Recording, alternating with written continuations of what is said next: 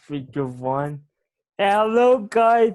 Welcome back to another quarantine interview. I'm your host, Lionel McQueen.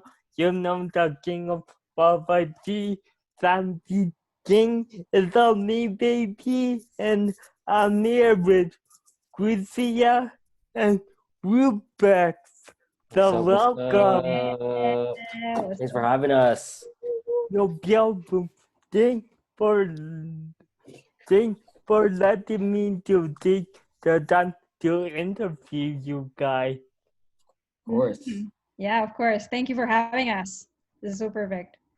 Yeah, I find that you guys are so cool and what you guys are doing for the community is even more awesome.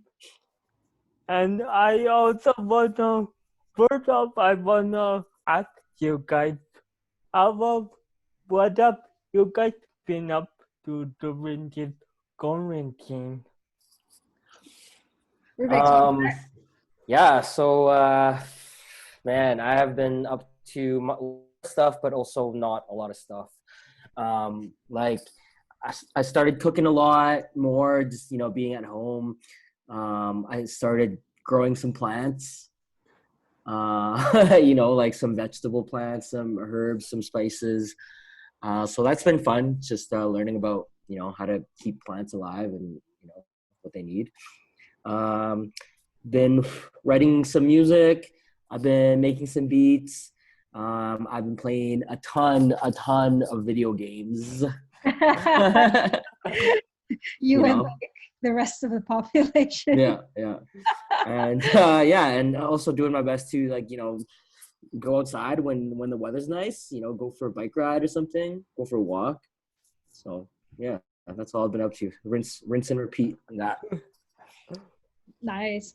Yeah, for me, it's been nice. It's a little different. I still work as a nurse, so it wasn't like I was completely in quarantine and just had to stay at home all the time. So it was nice to have that out and still be able to go out and have that kind of structure in terms of work and in terms of like what I do with Action Dignity. We transitioned all of our work online, so that was a learning experience. So it's just a lot of like restructuring and limit setting in terms of like, because I found myself being online a lot of times and it was contributing to like my own mental health. So I had to kind of monitor my online intake and make sure that I'm still taking some time to unplug. So reading, listening to podcasts, praying, doing devotionals, like these kinds of things to keep me grounded, talking to my family. Yeah, so that's what I've been doing when like in quarantine, and so far so good. Actually, it's not bad. I got another question. Okay. So have you guys been in a Netflix since? A little bit. A little bit. I personally, I'm kind of like sick of a lot of the things on Netflix, so I've been going more so on to just like other streaming websites. Yeah. But let's see, what have I binged? I mean, the last thing I binged on Netflix is this Filipino show called Amo. I don't know if you guys have heard of it, but it's like a series, there's like one season out, and it's like, about like the street and like drug life in the Philippines right now as Duterte is in power and just like those dynamics. Oh, nice. That's a good thing to watch. Yeah. Yeah. Actually, before this, I was just watching Kingmaker. I'm still watching Kingmaker. So I subscribed to Crave yesterday because I wanted to watch Joker. But then I realized that I couldn't watch it because I needed to have the add-on. But then there was Kingmaker. So I was like, okay, let me watch Kingmaker and let's see this whole thing about Imelda Marcos and that. So that's been really, really cool as well. And then on the other side, I've also been listening to I've been binging a lot on a podcast, Jordan Peterson, who is quite like an anti-political correctness kind of guy, so very, very different mindset. But I felt like I have been enjoying his talks and his lectures and just getting to see a different perspective of how he sees things, because I felt like where he's coming from is kind of not the opposite, but well, actually, it is like very opposite of some of the stuff that we usually talk about when it comes to like social justice, that kind of stuff. But for me, it was really nice and refreshing to see and to hear the other side of the platform. So yeah, I don't want to get into it because then it gets really, really complicated, but I've been on it a lot. It was really cool. Oh man, I'm kinda a little bit embarrassed, but I've been watching. So What have you been uh watching, Lionel? Yeah, what have you been watching? so like me and my sister share a subscription for the CFC network. Yeah, yeah. So I've been rewatching this drama, this lovey-dovey drama, Sophie and Murray. Do Yeah, you know with Liza, Sabrina, and Enrique Gill? Oh yeah. I'm out to, I'm out this romantic. oh, they're great. But yeah, also I've been recently watching the Michael Jordan documentary Right. too. Yeah. That Yeah. was Yeah. pretty good. It's Ali yeah. recommended it so good, and you like, people don't know what's going on behind the scenes, but that's mind blowing. Yeah.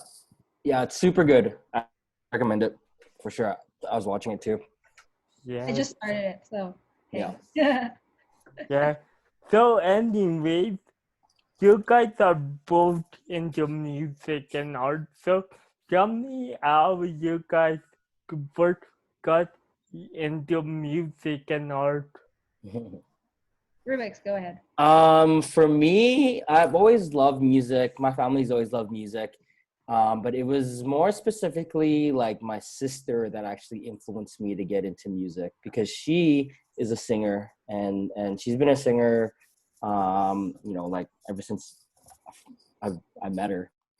And so she's always had this like strong influence on me. And so when saw that she was really getting into music, like a couple years after that, and this is all when we were young, but a couple years after that, like I just started to just like want to do it too. But I didn't like, I'm not really a singer, but I really liked this thing called rap music.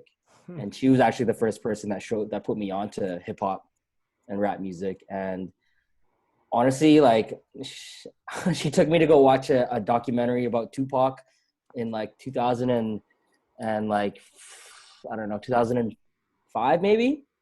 And that was like the beginning of my journey into music because just her influence and then like seeing like Tupac do his thing and learning about him was just like, whoa, like I want to do this too, and that's when I started just even thinking about like, oh, maybe I could be a musician as well. Maybe I could, make music. So yeah, that's how I got into it. Mm-hmm. Yeah, for me, it's a little bit different. I mean, I can say that my dad has influenced me when it comes to the music because he just loves music, always plays music in the house, that kind of thing. So I would say that it's ingrained within like the family culture. I mean, karaoke parties, hello. Oh yeah, Filipino thing. and it's Yeah. not a Filipino party without karaoke. Exactly. So you're gonna have like singing and dancing in the party. So I think that that's just been a part of like the culture, the family culture for a long time. But what really got me into it was when I was in high school. It was a hip hop community, and for me, I actually started in dance, and so I usually say I found my voice in movement first before I actually found my voice because from dance it allowed me to grow in my self-confidence to just be able to speak out and and get into the circle in a sense. And then I started writing poetry. I'm not so much of a rap person in terms of freestyling. It's like yeah, very different in that sense. It's a completely different world for me. It causes me some anxiety to be put on the spot. So I respect Rubix for being able to do something. um, But yeah, in terms of the singing, I would say I'm kind of like I started more in like bathroom singing and and in the car singing, and yeah, I just enjoyed it. And then but in terms of writing, I always I think I have a niche for writing hooks, something that like is repetitive kind of thing. And Mhm. yeah, but I'm exploring that side of like my artistry. But for me, I started in dance. That's so awesome. And for the record, I do sing in the car and in the bathroom, but I never got out. You still can. So I probably will never will get out. just just to protect other people, but yeah. And like speaking of your artistry, you guys also do a lot of community involvement. So how does community play in your artistic vision, and how does it motivate you guys? Mm. Mm, For me, seeing like the culture in action, in motion, is enough motivation. You know, seeing like new artists come out, helping people that like want to get into this art. You know, like helping pass down that knowledge and like kind of showing them the ropes, the basics of how to do it, and then like watching them like take that knowledge and like running with it. Like mm, to me, like that's like inspirational. You know what I mean? Like that motivates me to just it makes me feel more connected to like a purpose mm, with my art, you know, and that in itself, that feeling in itself like can motivate me for the rest of my life, because it's like when I focus on like less on like what I'm gonna gain and more on like how the art is contributing to my purpose on this earth, like, mm, you know what I mean, then I'm able to like draw inspiration from that mhm, infinitely, you know, Definitely. because it's not just like based on like a trend that like, oh, this is the trend, you know, and everyone has to hop on it. It's like when I'm connected to my purpose and I'm thinking about that and I'm seeing and I'm thinking about how that relates to my passion and my art form, you mhm, know, it excites me because it's like different every day and it grows. And as much as I, you know, like have days where I'm feeling like insecure or like unmotivated or like feeling like, yeah, this isn't for me, like I suck at this, you know, it's always like, again, seeing the community grow, seeing people just put out art and continue putting art out is, you know, it pushes me to continue growing with them as well, and it pushes me to like not give up as much as I want to sometimes, as much as I want to give up, you know, yeah. seeing the community grow with it is dope. Keeps me aligned. Yeah, definitely. I totally agree with you there. Yeah, yeah. So Definitely. I'm similar to Rubik's in that sense. I mean, for me, actually, I would even say it's like less about the art, but more so about like the development of that person as a whole. I think that like art contributes in being able to process a lot of thoughts, a lot of things, a lot of healing. Um, it's a good outlet for a lot of things. So for me, it's seeing that person as a whole being maturing, and then the art being a part of that like maturation process for a person that was a part of that community, is something that it gives me joy. It gives me a lot of joy. So for instance, when I work with some of the youths and then I get to see them and then they create some sort of poetry and then be able to discuss what that poetry has then made them think about their relationships with their family, how that has helped them see certain things about themselves, about how they want to improve that they didn't really see before. I think that's really really cool. And I know that for me, I've used the arts a lot to be able to process my own thoughts and grow as an individual as a whole. Yeah, so for me, I think that that's how the community plays into artistic vision. And mhm. I think like as a person that is growth, that has a growth mindset, I think that that's necessary to continuously like motivate. Yeah, and I totally agree. And like the thing I love about Calgary the most is that we have a giant community that we don't look we don't look at each other as competition. We help each other out and we motivate each other to perfect our activity and our work as artists. And I really love how we just come together and just freaking collab with Yeah. one another, right? Yes, Yeah. exactly. And it could be tough sometimes because like I don't know, I can only speak on like the rap world, but like there's a lot of competition and there's a Oh lot yeah. of people, other artists, and this happens globally, that view other rappers as like competition. So it's like sometimes it's difficult for rappers to like come together and like collaborate like that, because there's a lot of that ego in the way, and like I definitely has like run into that issue a lot. I think all artists do. So like for me, part of that journey is like learning how to switch my perspective on like viewing people, artists that are thriving, as competition, and so switching from viewing them as competition to viewing them as like, yo, like that's amazing that you can do that and you're helping pave the way for that for all the other artists, and it's like an abundance thing. Like everyone, there's success, there's enough success for everybody. Yeah, You know what I mean? And it's exactly. like keeping that mindset forward, instead of like feeling like, oh no, like I gotta get better than this person or this person's competition. It's like that to me in the long run is like so much more draining than viewing people as like, yo, you're proving the abundance of success, and everyone has, deserves success. You know what I mean? It's like two different sides of perspective, and yeah, yeah. But it's a tough journey. That's a tough thing to learn, and a Yeah, tough thing to Yeah, switch mentally. You know? yeah. You yeah, just ride the wave with it. Like I've had my share of dance battles and stuff, and it does give it gives you a different sense of accomplishment. It gives you a different sense of a push. But for me personally, I'm more of a social dancer, so I like being able to dance with as opposed to dance at. Mm. So yeah, it's just different.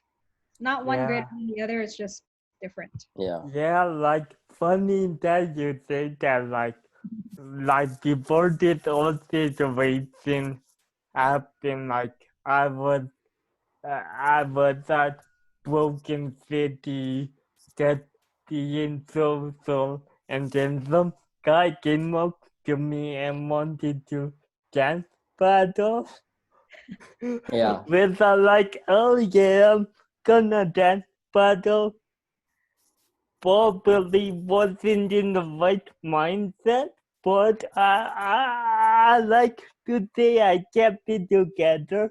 I owned my own, and it was like competition, but also like in the end, we like respected each other. We're like, yeah, that was really fun. We should do it again sometime. Yeah, Yeah, exactly. definitely. Yeah. Yeah. And speaking of co- speaking of collabing, can you guys tell me what you guys are collabing and why is it so special? Why Yeah. did we collab, Brian? Well, me and Krizia were involved in a theater show a couple years ago, I know it's like thrown almost years. by Movement with a Message, and me and Krizia decided to create a piece together, because the message that I wanted to give out and the message that Krizia wanted to give out, like they were kind of aligned. So we were like, yo, let's just like put our mindset, our creative energy together, and By the river, and then we yeah, we were by the river created. in East Village, and we Yeah, were thinking Oh about like, okay, no. okay, colonization of the Philippines, okay, like identity, like immigrant, like children of immigrants, okay, second generation Filipinos, first generation Filipinos, again, going back to the identity of the culture, that connection, that bridge. yeah. Okay, that's what we're trying to Thematically, we worked that. express, like that struggle, you know what I mean? And then like Krizia showed me like a couple tracks from other artists, other Filipino artists around the world that were like modern, like they're like, yeah. You showed me a couple tracks Yeah, like that and too. for yeah, like that too, and like just like to catch the vibe, and like that song like sparked the vibe, and then like Mm-hmm. and then Krizia Just like, shared me some of these lyrics that she wrote, you know, and she sang it, and then like that added on to the vibe, and then it just kind of like naturally like came yeah. together like that, So we've been working you on the know. song for like 2 years. Yeah, yeah. It's been a growing process for like 2 years, which is cool. Yeah, You know, sometimes it takes that long, you know, Yeah. exactly. especially with at the level that it got to now. Yeah, Like it's like a music video from a grant, you know what I mean? It's like 2 years ago, like I didn't even think that that was gonna happen. right. You know what I mean? I wasn't even thinking that far ahead. I wasn't even thinking that big of a Totally. We just scale. wanted to You know put what I something mean? together for the show that we were in. Yeah.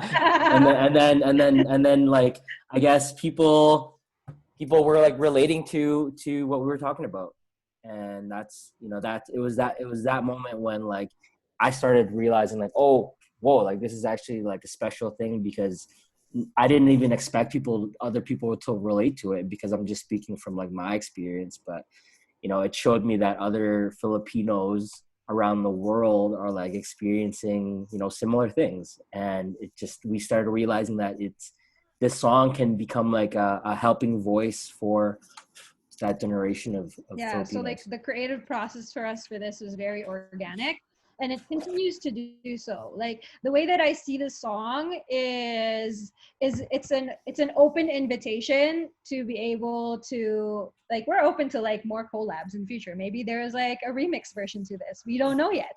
But it's a very open, it's a very open and organic process, the way that it kind of just unfolded. Mm-hmm. And what I hope to do is like invite people to the conversation to this. So even like with the creation of Pearlas, because when we were doing Rewritten, I saw that there was some common themes in myself, Rubix, Siniza, and Brian, who were other artists that we were working with. And so these were collections of stories about immigration, integration, and of course rediscovering our identity. So that's actually the main basis of what ended up happening with Pearless and how it came about. And so we were like, well, why don't we try to capture this in video and immortalize our stories through video? So that's, yeah, Yeah, ongoing process, and it's totally. just organic. And Yeah. also like the team that you put together, Krizia, to help, you know, create the video, and like everything else after the song has been like, you know, very crucial in like the process of this whole project. So it's been Yeah, great. like for us, like the purpose of doing this is to be able to connect with different members in the Filipino community. Because what I've realized is just like, yeah, there's so many Filipinos in the diaspora, but we're kind of like in our little bubbles. And so I just wanted to be able to create something that can connect to all those different communities, and invite them to building a collective story together. Yeah, so the way that this is working out is it's pretty cool, just very organic. So we hope Yeah. to get your story there too. Lionel. Oh, oh yeah, my story, yeah, it's like when I heard one at the art comment, when I saw you guys singing that song, because that was the day that my gallery was open to, about like the migrant life story. So Mhm. that was a perfect day. I was at the art comment taking photos for Action 690, and then I saw you guys singing and rapping to this really dope lyrics. By the way, but you guys are picking the truth right about people of color having a tough time, like getting some respect in Yeah. our society. With I was like, yeah, you guys seem really cool. I should like meet and talk to you guys with a kid, and now look at that now today. Collabing. Yeah. Yeah, it's just super cool. Yeah, so we hope to see you. We have our music video release party over Zoom, and it's on June 12th, 2020. So that's like Philippine Independence Day too. Woo Yeah. Definitely, definitely, I will definitely be there. And Yeah. and speaking of like collabing and stuff, you guys created the song. You guys talk about making a music video. I know it's a lot of work, but can you tell the audience the creative process of writing a song and making a video? Yeah, so I think for that it's like what we discussed just a little bit earlier. For us it was just like really organic in the way that it grew and put together. Yeah, and still kind of journeying through that. Totally. Um, yeah, like that time when me and Krizia were chilling by the river, like that was really the seed that started it. And I think um I think that week that was when I produced that song, like the beat for it. And I was with my friend Timothonius, who's one of the most amazing piano players that I know in the world. And I laid down the drums and I told Timothonius, like, yo, this is the vibe, this is the message, you know. Mm. Actually, no, you know what it was? Krizia, you recorded the hook. Yeah, and then you You guys rough recorded the hook, you sent it to me, and I made a beat around that. And then dope. Timothonius developed the melody around that hook because you laid down the melody already. So he took the melody you took and he like expanded it and like made it like a verse Mm. melody, but the same notes and melodies that you created. So that's what it was. Krizia rough recorded the chorus, sent it to me, and I built around it with Timothonius and my friend Jenny, who did the cello, and then later on Andrew came down and Added beefed up the cello. cello, and yeah, and that's essentially like how it was. Like the hook really started everything.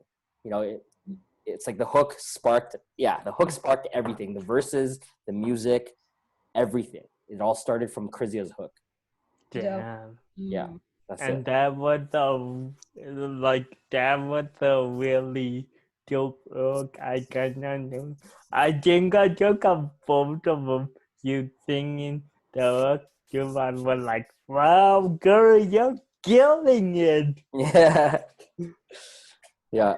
Yeah. So it's been great. It's been such a good process. Like I've learned a lot in terms of even just like producing beats. Yeah. I've learned a lot. A lot of different tools and different techniques. And yeah, it's just like it's great. I don't know, Krizia, you talk about the music video because you put in most of the work in creating the music video. So Oh man, I feel like there were so many like images, creative images that was in my head. And of course, as we were doing a lot of like these decolonization types of work, it's kind of for me, it's going back into like the history. Like yes, there's that colonial history, but there's also like the colors of like our indigenous history and being able to like pay tribute to that. For me, it was a lot of like conversations with elders, making sure um, that we're doing things correctly, kind of thing. Not disrespecting anything. But yeah, like for me, I just wanted to show the dynamic of the Philippine, the, like the colorful dynamics of like the Filipino culture. So there's so much, and so this is like I'm hoping that like with the music video, it shows and it shows people, gives them a taste of just some of like the colorfulness of the Filipino culture. yeah, Nice. for sure. So I think we're almost running out of time, but I got two questions for you left. So, we're in a pandemic and everything. So why is this project so important during this time? Mm. Krizia, you go first. Okay, so for me, it helps it helps me stay more connected with, like, it was nice to be connected with my team, to be able to look in the project as something that connects even further out from the team with like the different stories that are collected. Honestly, for me, it gave me a little bit of a sense of purpose in my downtimes. Because this pandemic, there is a lot of quiet times, and it's important to have those quiet times, but it's also important to have an outlet of what you reflect on. So I think for me, part of the reflective process is being able to produce. And so this is kind of like the production, having the project gave me the ability to produce what I was reflecting on. Nice. Yeah. I think it's important. This project is important because when it comes out, I think it'll like kind of give people, especially people that were involved, it'll give them like a sense of like, I don't know, like connection, like, because, you know, we're all isolated and we shot the video before this all happened, right? Like literally the week before. Literally. Yeah, we were all together. You know? So when this video drops and everyone that was part of it like sees it, like we're gonna remember like how it felt that day that we were shooting, and we're gonna remember like how much fun we had, and you know what I mean. So I think even just in that aspect in itself is like important, because that just adds on to that connection, and because we're not able to physically connect, you know. Yeah, and like funny that you say that, like we were like just together a week before the pandemic. I was like, oh man, a lot of things over a week, and I feel like this pandemic exposed the disparity between migrants and like people living here. It just like that make it feel like the world we live in is not fair to some people. With I feel like the music video will just put awareness to that, right? And we need to be proud of who we are with. I felt proud, like in your guys' music video and being a part of your project. Yeah. Thanks. Yeah, I have to say, I've been really, really proud to see how the Filipino community like reacted to the pandemic and the Bayanihan spirit. You were talking about like, yeah, there's inequality, but in the midst of inequality, you still see people pitching in so much, and you have that spirit of we are all in this together. So that was really, really empowering to see. So even if, yeah, sure, say there's disproportion in how resources are developed or are given, I think that culture of giving is only enhanced by this pandemic. So I'm super proud of the Filipino community and the generosity that I've seen that we've had as a collective to help each other out. Yeah. And then I got one more question before we run out of time. I think we only got 2 minutes left. So during this pandemic, people are like, so livelihood and mental health are suffering. So what would be your message to the people during this situation? My message would be to make sure that you are creating balance, you know, because this is something that I was experiencing last week, was that I was feeling off balance. You know, I don't mind staying home, but you know, staying home this long without seeing anybody or talking to my other friends throws me off balance. So I have to like go outside, you know, I have to make sure to go outside or go bike riding or something, do something other than what I've been doing the last, you know what I mean, month straight. So balance is super important, because if you know, if you don't experience balance, then you're like, we're gonna go crazy. You know what I mean? Yeah. So we gotta like balance out all the screen time we're having with like nature time, and you know what I mean? So that's what I'd say. I'll play off of that. For me, my message would be to sorry. Oh, look at that. Sorry. Like hello phone. For me, my message would be to breathe. Breathe through it. Take the time. Take the moment to breathe. Think like there's this saying, you know, gratitude changes the attitude of your mind. And I know that sometimes like what we're given, it's not fair.